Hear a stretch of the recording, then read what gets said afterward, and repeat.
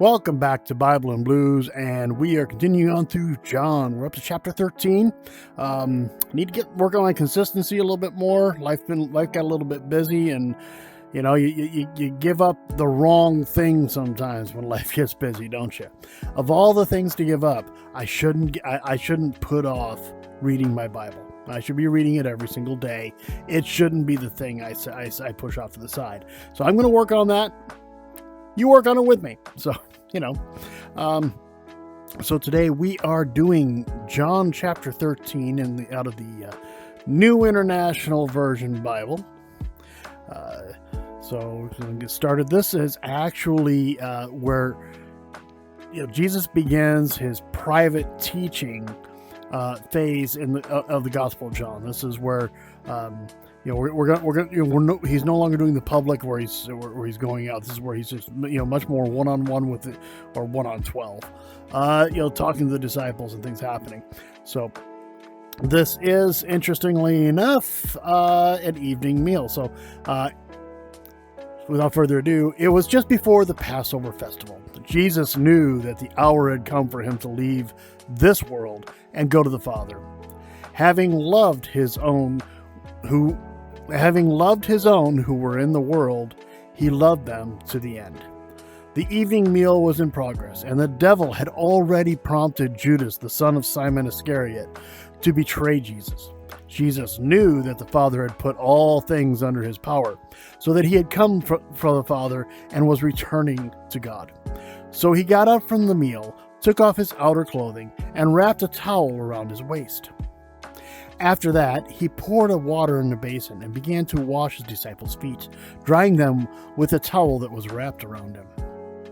It's a very visual description of it. He took off his outer clothes. So he's in his undergarments. That's all he had on, and he wrapped a towel around his waist, simply to keep it handy. And then he poured water in a basin and began washing the disciples' feet, and using that towel that was around his own waist to dry their feet. Very visual here. He came to Simon Peter, who said to him, "Lord, are you going to wash my feet?" Jesus replied, "You do not realize now what I am doing, but later you will understand." "No," said Peter, "you shall never wash my feet." Jesus answered, "Unless I wash you, you have no part with me." "Then, Lord, not just my feet, but my hands and my head as well." Jesus answered, "Those who have had a bath need only to wash their feet.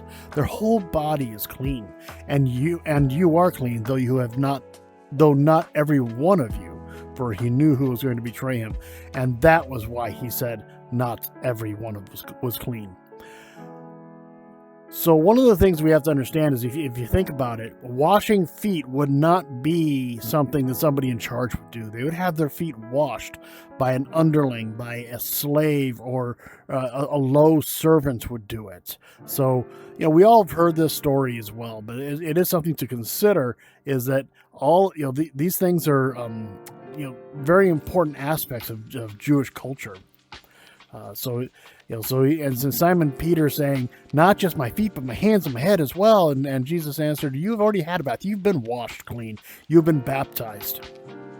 Only your feet that has been trotting on, really, when you come right down to it, a lot of filth in the roads, animal droppings, the dust, garbage." Cities were not clean places as a general rule of thumb. They didn't have great sanitation, and you had to walk through it, more or less.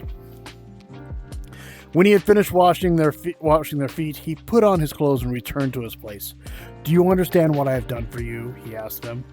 "You call me teacher and Lord, and rightly so, for that is what I am.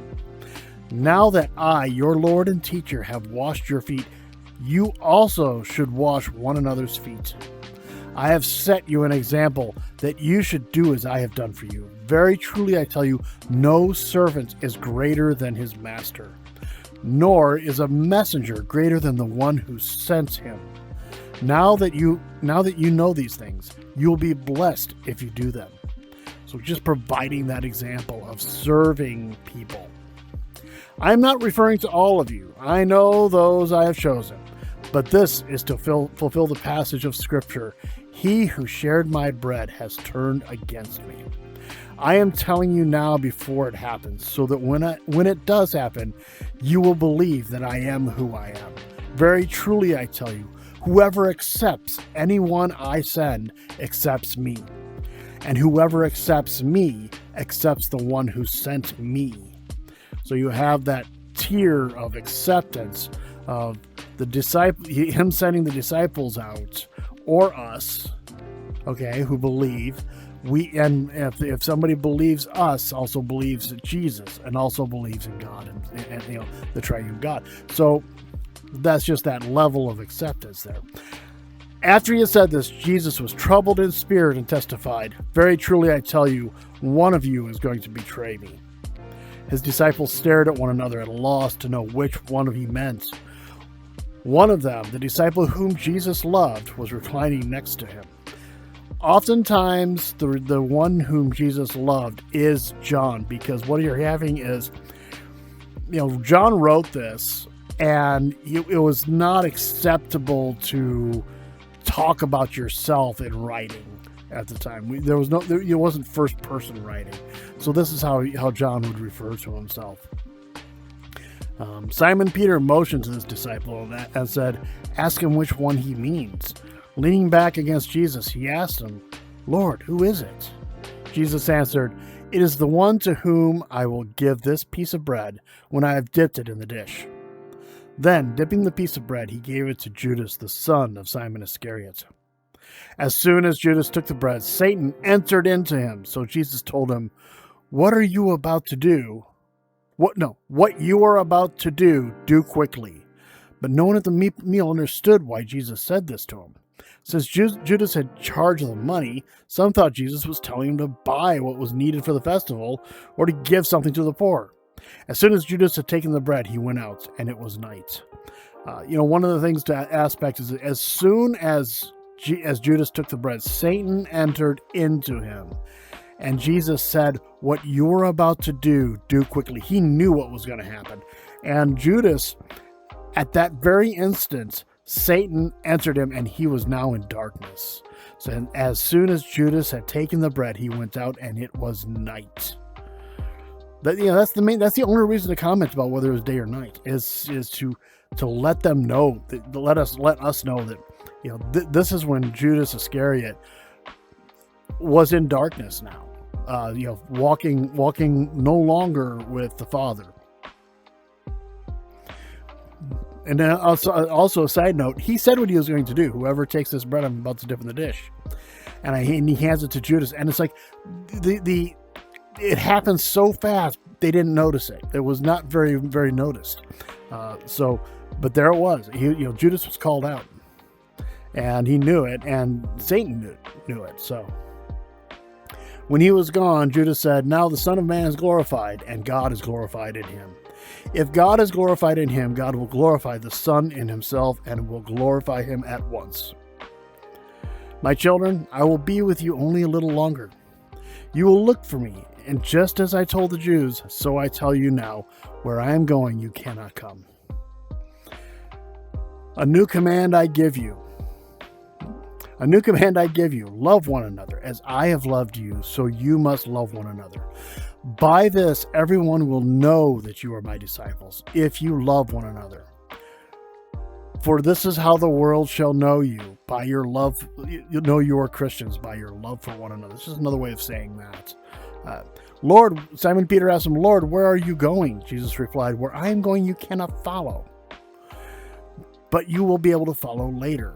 Peter asked, "Lord, why can't I follow you now? I'll lay down my life for you."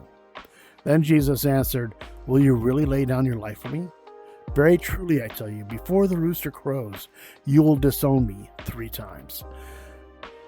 That is so harsh right there, because we know what happens, and we'll get to that another time.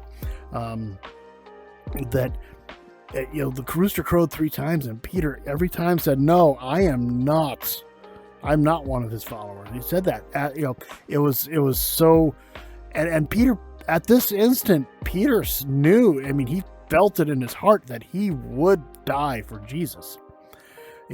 I will lay down my life for you. He truly felt that way. He truly believed it, but he wasn't being tested. And when your faith is truly tested, this is something that, we in this world, as Americans with our Constitution, our faith is not tested in such ways.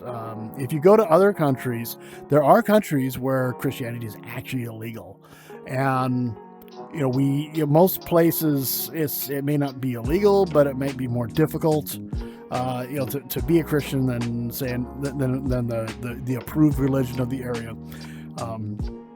As such, I always encourage people, if you're speaking with somebody of a different religion, always remember that we were not always the ones in charge of anything, and we always have to remember that we were at the bottom at one point, and to always remember that, and to go with love with that, because just because we're large and in charge here in the United States, as much as anybody can be in a religion, we do have a job to do of representing our faith. But Peter really did feel this way. He really thought that he would lay down his life. So what did we learn in here? We learned about the Judas Iscariot.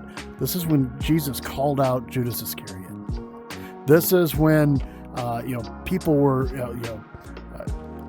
they were at dinner, and and Satan entered Judas Iscariot. But Jesus knew what was coming. Now, he had to be on nerves. I don't care.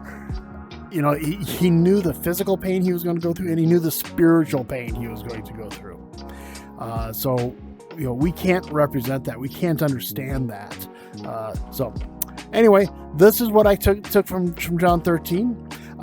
Thank you so much for being here with me, and God bless, and Bible and Blues, I'm out of here.